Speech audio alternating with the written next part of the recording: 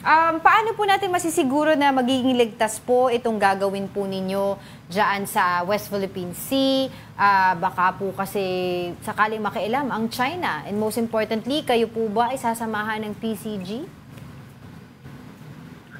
Well, unang-una po, learning lessons from the past and also knowing the China seems to be really determined to assert what they call their power.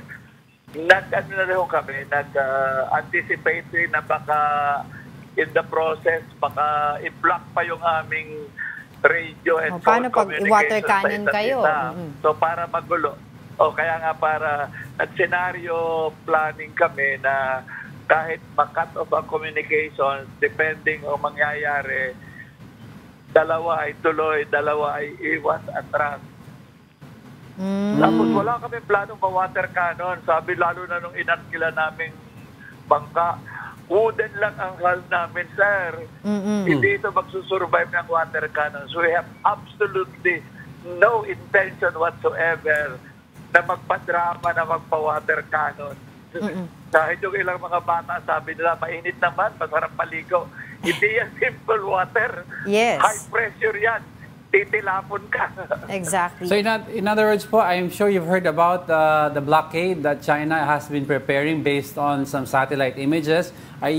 So in other words, you're saying po, you're prepared for this huge force na ipapadala ng China in terms of yung Coast Guard and yung mga militia nila?